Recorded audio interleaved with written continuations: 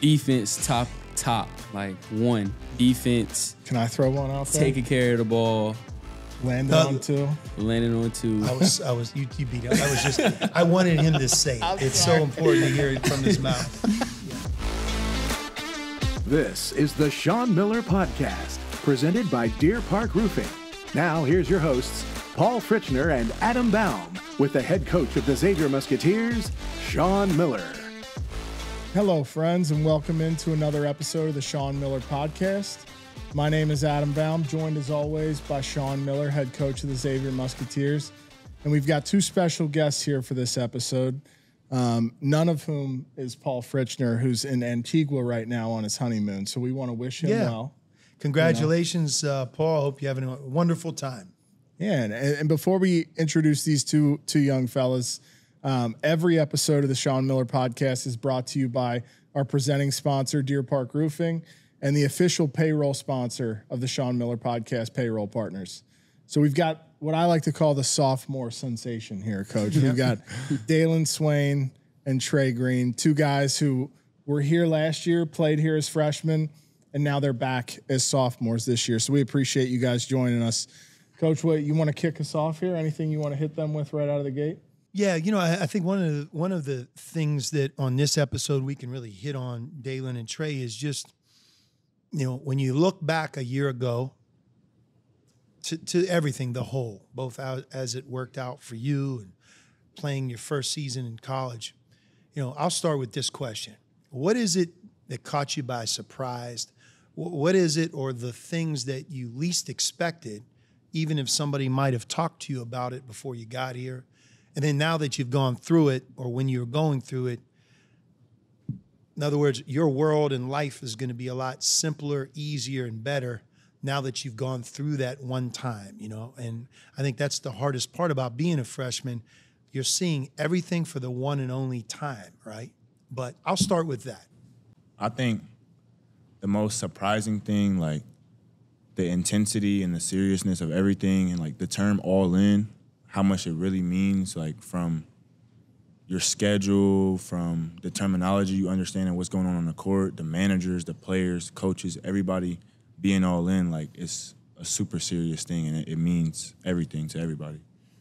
Really the pace of everything, like weight room, on the court, also how we do things as a culture, like as a team, everything is fast paced. So learning, how to control that and apply it and everything like that. So that was kind of the main adjustment. And now going into this year, I kind of know what to expect as far as that piece to it. So. A year ago, one of the gifts that I think both of you guys received, just from the experience itself is, man, we really threw you to the fire. And, not everybody completely understands this COVID year where you have almost 25% of college basketball that are exercising a fifth year, and it's a year that up until now never existed. Right. I bring that up because when you're leaving high school and coming in as a true freshman, that extra year and that gap has never been bigger. Dailyn, a lot of people don't realize that last season, you were 17 years old, turning 18, right, when you got here. And now you're still 18. Here we are in late June, getting ready to turn 19. A lot of times as a true 18-year-old freshman, leaving Columbus, coming from high school to the Big East, I would say that a lot of your matchups were against players that were 22 and 23 years old, 23 and 24 years old. And you and I talked about that throughout last year. That's something that was a given. That's what we signed up for. But the analogy I would give you would be like back in the day, you're going into 8th grade and you're playing varsity. Right. How that gap felt. I think the gap last year for everybody, not just you two guys, especially at the Big East level, at the highest level, it was significant. But the byproduct of it, playing, practicing, like you guys mentioned, being held accountable, it's going to fast forward both of your development in a significant way. And so with that, when you think back to last season, key moments in your freshman year, learning opportunities, I say, hey, we threw you to the fire. Give me an example of maybe what stands out like, yeah, coach, I'll give you a great example. Dailyn. I would say the Purdue game. Like, going in, our non-conference schedule was really good, obviously, but that game just sticks out with them, being as good as they were, going to play in Mackey. It was like, even just the warm-ups, it was like deafening, like just their chants and stuff like that. And then me going and playing almost 20 minutes a game out there, and then, it being, we lost, obviously, but it was a close game, and just getting that experience. Like, after the game, it was kind of like a surreal feeling, like, I'm still 18, like you said, and I just played 20 minutes against Zach Edey and playing against Matt Painter in Purdue basketball. Like, just growing up in Ohio and seeing how good Purdue is, it felt good. No doubt. I'm going to tell you, Mackey Arena, for those of you who've never been to Mackey Arena, it's hard to explain. Yeah. The pageantry that exists. And they have an amazing crowd, but they actually, in some ways, they're welcoming, they're friendly. They truly cheer for Purdue, but they do it at an extreme level that they're organized, their student section, and even their season ticket holders. You look at them, and they're into the game. They all have, like, these rituals and things that you feel like they've been doing for 25 years. Yeah. And as the visiting team, no doubt, I think that's one of the hardest places to win at as a road team in college basketball. But, you hit it, Dailyn. That was your first experience of playing a true road game in college. Mm-hmm. And that was at Purdue, in the Big Ten Big East Challenge. How about you, Trey? Mine, I don't want to bring up any bad games or anything like that, but the UConn game at UConn was like wake-up call. Just everything about it, the fans, the game in itself, start to finish, it felt like literally the game was going away from us. But after that game, it was kind of like, a wake-up call where this is real. Like, you got to lock in, everything like that. So that was kind of like you said, that. And again, you think about it, it really, from a basketball perspective, it felt like our world was ending, right? Like, wow, we have no hope. Right. But if you guys remember, we had to get off of that trip, land in Cincinnati.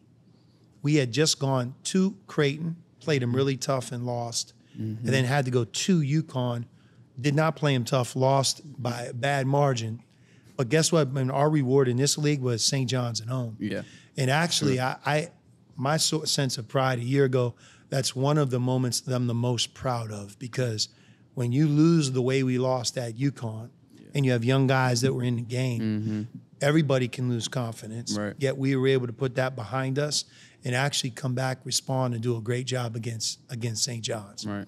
Yeah. No, for sure. A huge game. And I also think it's interesting that you asked them that question, and neither one of them gave the answer that I was expecting them to give. Like, I would have thought Dailyn was going to talk about Georgetown at home.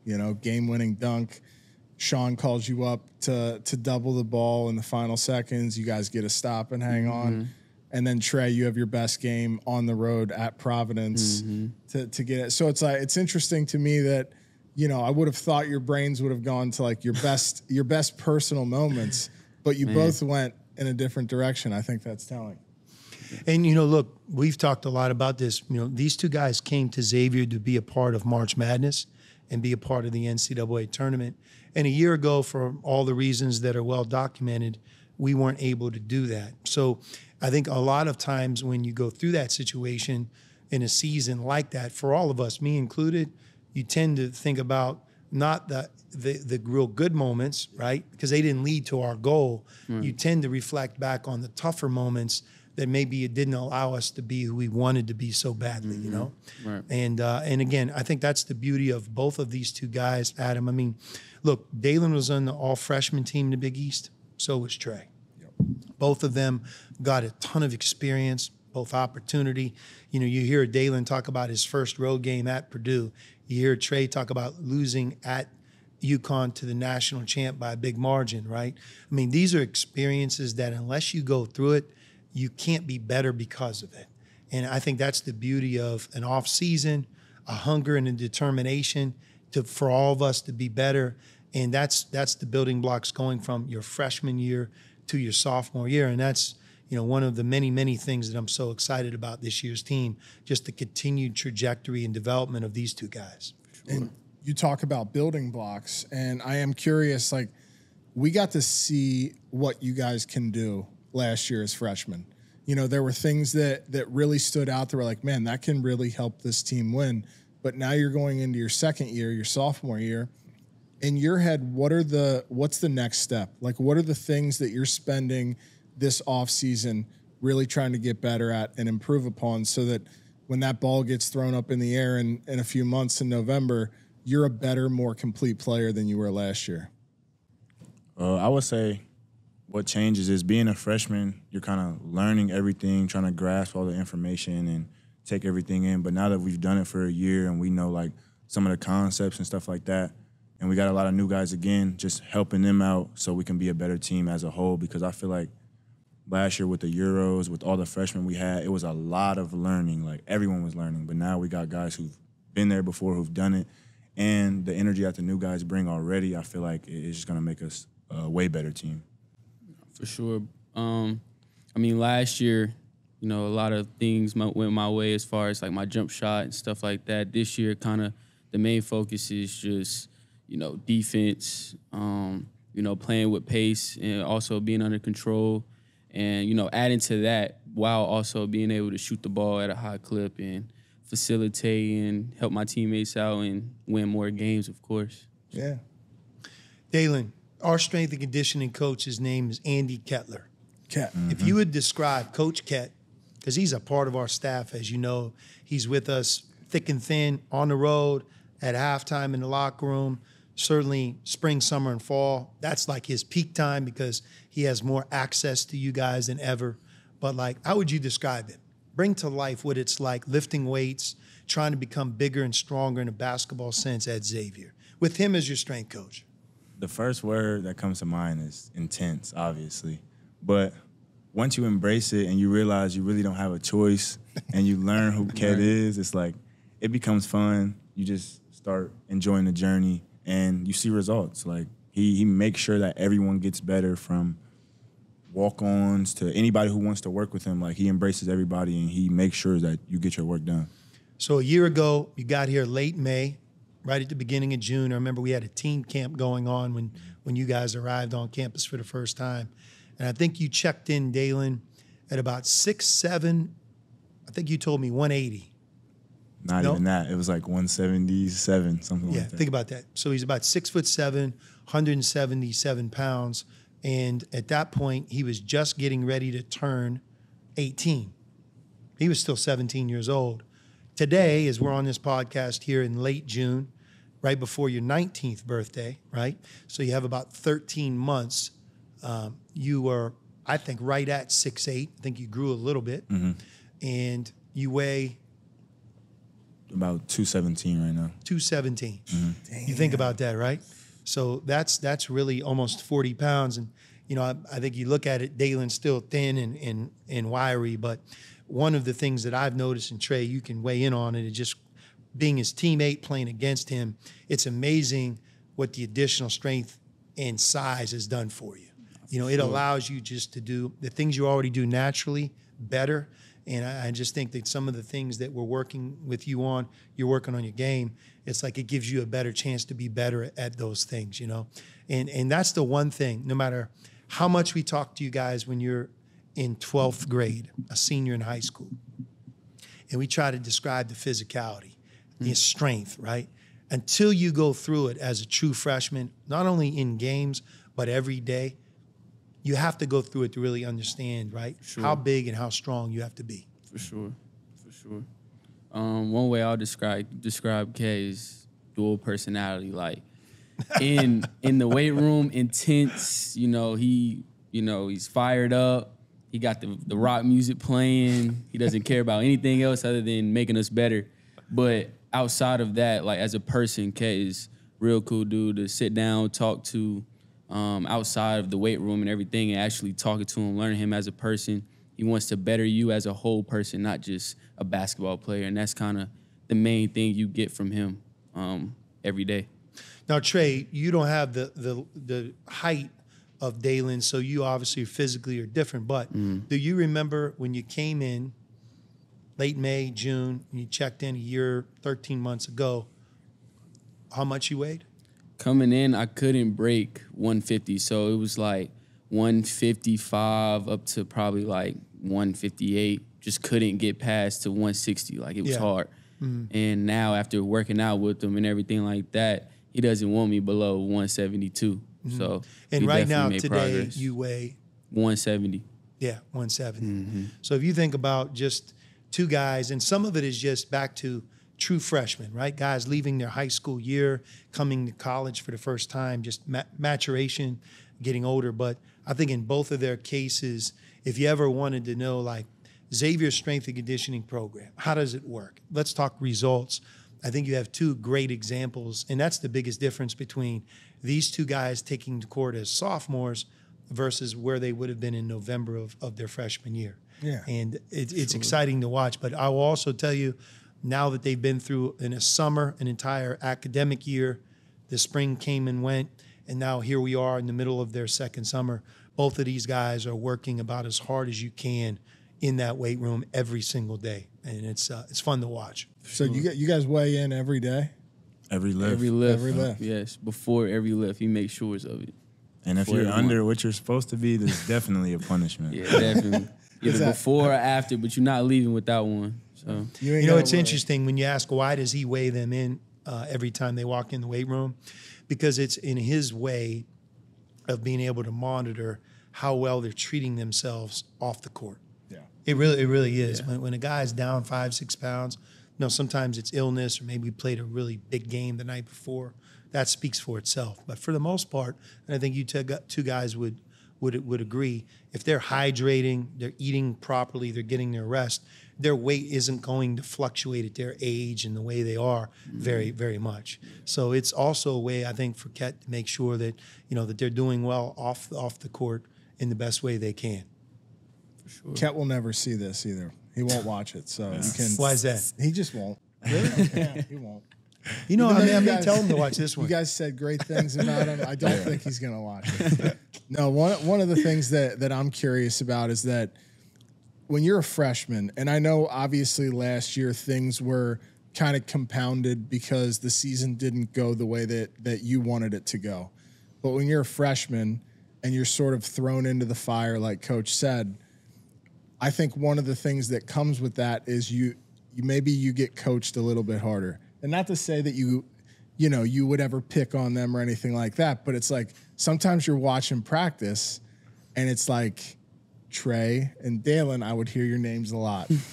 And I'm just curious, what that level of fire is like going through it and knowing that like he's going to push you and just push you and try to get the best out of you. Because it's something to behold when you're sitting there and you're watching it in practice and you're like, I don't know how I would handle this, Yeah, nah, for sure. It's definitely something you just have to be mentally tough for. We came here to be coached by Coach Miller. So, whatever comes with that, you just have to take it with a grain of salt and know that he's doing it for your best interests. It's never been anything personal or anything like that. It's always been to simply just make you better. So knowing that's the message behind what he's saying, I mean, it kind of makes how it comes off a little lighter than how it's coming off.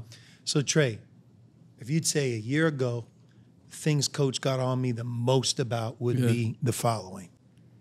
Defense, top. Like, one, defense. Can I throw one out there? Taking care of the ball. Landing on two. Landing on two. You beat him. I wanted him to say it. It's so important to hear it from his mouth. Yeah. Nah, yeah, All right, those you are say it. those are the But main Trey, ones, though. let's go back to that because, again, it's a little bit like what we talked about earlier. Yeah. Until you go through it, you don't really understand. Right. And I think that's the value of a freshman experience and going through it, not always being successful, learning from failure, learning from heartache, learning from, criticism and coaching, and also learning from when, that's how it's supposed to look. Right. But when we talked about land on two and jump stop, being able to drive with the purpose so you can pivot and you don't get caught in the air, it's a huge difference, isn't it? Nah, for sure. Like you said, playing off one is something, you was telling me that's kind of like a habit that you've been doing, especially from high school and everything like that. So to break that habit, it's just coming into practice every day, practicing, land on two, make decisions, being sound and comfortable with being in the paint, playing off two. And, he's been in my head constantly about, playing off two and not jumping off one foot. And keeping your dribble, right? Yes. Just because I think your gift is your elite shooting, your quickness, and then when you get in and around the rim, your size can sometimes work against you. For sure. The one way it definitely will work against you if you leave your feet and decide in the air. And for every one time that works, there's 4 examples of, oh my God, steal, dunk, right? It changes the game. For sure. And I think that learning how to protect that, Yeah. protect the ball, higher assists, lower turnovers, that's something that certainly would have been a point of contention between him and I. Yeah, and then the sure. other part, I think, with Trey a year ago, and this continues, that there are so many great examples of smaller guards who are Hall of Fame players, winning players, national champion players. But the one characteristic that I think they all have is they have this inner fight that I will not be denied because I'm giving up a couple inches in height, right? I'm going to make up for it by doing the following 2 or 3 things. And, Trey, when we talk, we always talk about it in terms of the game within the game. Yeah. Right? It's the little things of I always am thinking differently, because if I don't, you're going to sometimes be able to take advantage of me. I'm not going to allow you to do that. No, for sure. And again, when you're talking to him as a true freshman, when he has a lot of things going in his head, he can get better at it. I believe that this year he can make a huge jump in that area. No doubt. Sure. Dailyn, how about you? If I was on you a year ago about something, or come on, Dailyn, what is it, or what are the following things? What's on your menu of when I was on you the hardest? The first thing I would say, just bringing it every day. Can't pick and choose when you want to come to practice and bring energy and be a good teammate. But that came with maturity. And honestly, talking with Trey, us being roommates, he understood a little quicker than me that, you should be happy that he's saying something to you. You should be worried if he's not saying anything to you. I would hate to come to practice and not know if I'm doing something wrong or right. So just being grateful that you're trying to coach me because you see potential in both of us, and understanding that, it helped me along the way. Honor the process is something that we all talk about. I mean, you talk about it in what you do for a living, right? It's about what you do every day that inevitably defines your final results. In basketball, it's so easy to want to skip steps, become an NBA player, skip steps and become a Big East starter, an all Big East performer. But, each of these guys go through their own path. And I think one of the things with Dailyn is God has given him a lot of unique abilities. For somebody his size and his age, he has a clever way of being able to dribble and pass. Definitely. And the ball in his hands is his gift. He feels comfortable. And at his size, that's not something that a lot of players have. And I think sometimes because things come that easy to him naturally, that he could pick and choose before you get to Xavier on how hard you're going to push yourself, because he has that inherent advantage. The next thing you know, you show up at this place in our conference with the non-conference schedule we play. You play a team like Oakland, right? Where you're playing a team, the names of these teams where when you're in high school, you're like, Oakland, well, where's that at? You almost don't try to be disrespectful. Right. You're just trying to figure out, really, truly, what conference do they play in? Right. And then all of a sudden you play against them in college, and you're like, wow. Yeah. Is he good? Is he good? Is their coach good? Man, that was a tough game, Mm-hmm. Yeah, you meet Trey Townsend. But when you talk about honor the process, you honor that process every day by how hard you work. So when that game meets you in the month of November as a sophomore, you pass the test, because I took no days off. I understand I have to push myself no matter what day on the calendar it is because of what I'm trying to become. Yeah, I'm glad that you brought that up, Dailyn, because I remember when you guys were at the Paul last year, you stepped out of the room, but you invited number 4 in red up there, Dailyn Terry. We had him on the podcast to come and talk to the guys. And that was one of the points that he brought up was man, if Sean is not yelling at you or talking to you or coaching you in practice, that's when you have to worry. Yeah, no, for sure. When he's getting on you and he's pushing you and he's yelling your name, he still cares. He's still in it with you, Definitely.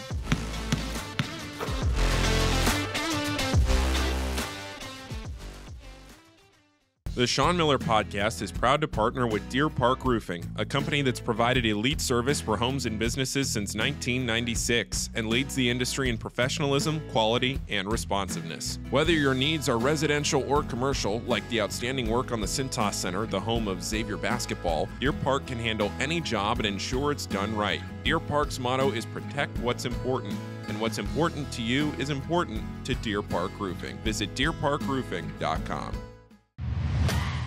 I'm from Boston, Massachusetts. Milano, Italy. Milwaukee, Wisconsin. St. Louis, Missouri. Abuja, Nigeria. And I chose Xavier University for its education, more opportunities, for passion, because it felt like home, the community, campus life, D1 basketball. because I love Cincinnati. I came here to be a Musketeer. I am. And we are the faces of Xavier.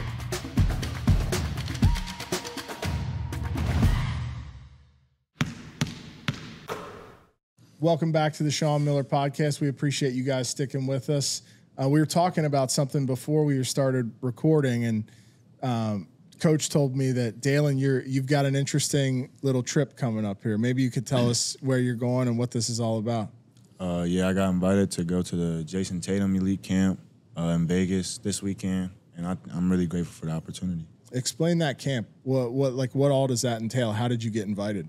It's for the 12 wings. 12 wings in college get invited, 12 wings in high school. And it's also together with the CP3 camp. So it'll be 12 guards, college guards, and high school guards. And we all just meet up in Vegas, and there's a breakdown of the schedule. And, you get that mentorship from a guy like Jayson Tatum, who just won an NBA championship.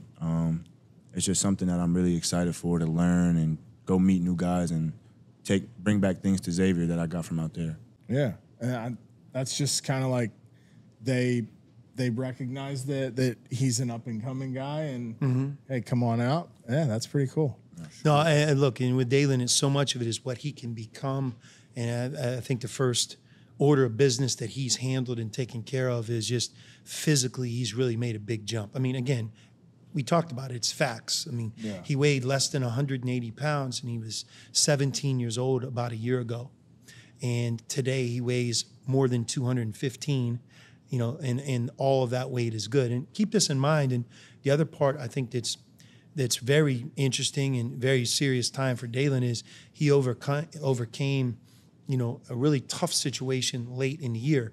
It's easy to forget that Dailyn's last game of his season was at Georgetown, which was a great road win in which he impacted the game. It was during the game he felt sick. The aftermath of it, I'll let him describe it. But then he missed at Butler, Marquette at home, the Big East tournament, Butler and UConn, and then Georgia in the NIT. So, his season was cut short. And go ahead, Dailyn, I'll let you describe what happened. Really, like you said, we played Georgetown. The morning I woke up for the game, I just felt weird, but I still wanted to play, obviously. Like, it wasn't that bad to where I couldn't play. And during the game, it just got progressively worse. And I don't think I went back in until like the last 2 minutes of the game when we pretty much had the win secured. And after the game, we were getting ready to fly. I just felt super sick, like my stomach was hurting. It was, I don't know how to explain it. It was just a really bad pain. We got back. I talked to Connor, obviously. He made sure I was okay. And I thought I could just, be fine, take the medications, get some rest. And it just got progressively worse to where, like, I couldn't walk. I couldn't stand straight up. And luckily, I got to the hospital in time before, everything happened the way it did and got everything taken care of. But it was definitely the worst experience that I've ever. I mean, your appendix burst, yeah, which is scary, very scary, and it could have been a lot worse. We're fortunate. But at one point, what's crazy about, we talked a lot about gaining weight, losing weight. All of the gains that you made throughout the year lifting, you really lost them. And this spring, you not only were shut down, but it was making sure that you became healthy again. And I would say that you got all the way down to what, in the 170s? Yeah, it was like getting here 177, getting up to around 205. Then it's just like everything's erased. And that's why, like I said, I gave a big shout out to Ket. It's not like all the stuff he did, he didn't feel like, it's just going to waste. He was super excited to get back to it and surpass the point that I got to. Right. That's why, I really rock with Ket. Yeah. No doubt. And look, Kat will be the first one to tell you got to put the work in as well. You got to eat right. You got to do the things away from the weight room, and you're really on the right track for that. Do we feel any different without an appendix? Like, can you even tell? Don't remind them. That's not something I think about. No. Trey, so there was this odd situation last year where it's like, hey, it's nearly an entire new team, and you were a part of that new team. For sure. And now it's very much a situation this year where it's, again, a lot of new pieces. So what's it been like to get to know some of these new guys? I think there's 7 new guys, right? Talk to us about some of your new teammates and sort of describe the new pieces that you guys have. It's definitely been, an experience to get to know everybody and, see how everybody operates and everything like that. But pretty much everybody on the team, kind of matches in one personality, and we're all competitors. And it shows every day in practice, and we only been going at it for, 2 weeks, live stuff with each other, actually. So showing that early, which we didn't really have a lot of competitors last year's team, and to see that how, it all transformed, and it's a lot of people who want to win and compete and will do anything. It's fun to be around and a part of, because it drives you personally, yourself too, to be better every day. One thing that both of you guys have is you have a quest to be better, and you're in the gym. You love to be in the gym. You love the game, and I believe that our team's like that. I think you have a lot of teammates, and just generally speaking, we got a lot of guys who love the game. They want to work on their game. They like to be in the gym, and you feel it. And the byproduct of that, which I think, again, will benefit both of you guys, is they will make you better. They will bring out the best in you. No different than how you'll bring out the best in them. But highly competitive environment, competition, surrounded by guys who love to shoot, love to work on their game. It has a way of raising everybody's level. And it's not dependent on you guys to do it to them. They can actually bring you along as well. And I think that's when it's fun. No, for sure. You got guys like Cena, who had a great practice today, competed. Then, the other day it was Ryan. It's somebody new every day, that will come out and bring something better in everybody on the team. That's cool. You guys got any questions for Coach? Nothing? Let me say this. Places you love to go in Cincinnati that may be good spots that you like to go. Leave campus and go to. Where? It's not somewhere you go every day, but when I get invited to go to Jeff Ruby's with the guys. Jeff Ruby's Steakhouse. There you go. Shout out to Jeff Ruby's Steakhouse. That's my favorite. I love it there. Amazing steak. Amazing place. The whole experience. You get the shoe for dessert? I definitely got the shoe, and now seeing the recruits, and it's crazy. Yeah, it's tough. Mine isn't really like a restaurant. It's more of like a view spot. It's called Mountain Lookout. It's probably 5 minutes from here. But it's a nice spot to just go to and just chill. Yeah. And there's good options there. Yeah. The one thing you learn about Cincinnati, Adam, is, it's like a collection of these small neighborhoods. Definitely. It is a big city, but, you go from Hyde Park to Mount Lookout, to Rookwood, to the different places where you can almost find something you like, whether it's a restaurant, a breakfast spot, a place to go. Yeah. And, I think in and around our campus, we're very fortunate. There's a number of those places for these guys. For sure. It's a little bit of something everywhere. For sure. There is. Were you guys playing other sports growing up? I can't remember. I know obviously your dad was a quarterback. Yeah. Did you play another sport though? You played football, right? I played football. I played soccer. I played tennis. That was probably my tennis. My second favorite. Remember. I knew you were a tennis guy. That was my second favorite. Yeah, I mean, when we started, I have never played before, but it was all the basketball teammates. We ran cross country years before that, and we were just done with doing that. So we decided to play a different sport at that time, and we all just learned how to play tennis together. It was super fun. We did pretty well, in the state tournament. Obviously, we didn't win anything, but we held on. Do you ever play anymore? Not right now. I wish I could, but I don't even know where to go or who to play with. So it's you got courts, man. You got two tennis teams here. Tennis seems like one of those sports. If you're nice at it, it's fun. I got super long arms too, so it's you barely have to move out. Yeah. How about golf? You guys play golf at all? No, I've never hit a golf ball. We can get Trey, I think you could be a great golfer. At golf? Yeah, you got hands. I gotta try it out. My Yeah. uncle This is guy actually right here? nice. This is the guy you need to go with. Yeah. He can lead you in the right Yeah, direction. get out we there. can get on the field for sure. Yeah. Do something. Sure. No, but I can't thank you guys enough. I think, sort of introducing players that we've never had on before is really fun. And you were two guys that I personally connected with last year. I got a kick out of watching you guys out there as freshmen and getting to show a little bit of what you can do. And I can't wait to see what you guys can do as sophomores. So Appreciate that. Thank you for having us. Yeah. For sure. We want to thank our viewers, everyone who's subscribed, who listens to the show, watches the show. And, of course, we want to thank our presenting sponsor, Deer Park Roofing, and the official payroll sponsor of the Sean Miller Podcast, Payroll Partners. Thank you for sticking with us. We've got some big shows coming up here, Coach. You sure do. I can't wait. This has been the Sean Miller Podcast, presented by Deer Park Roofing, with your hosts, Paul Fritchner and Adam Baum. Join us again soon for another episode with the head coach of the Xavier Musketeers, Sean Miller.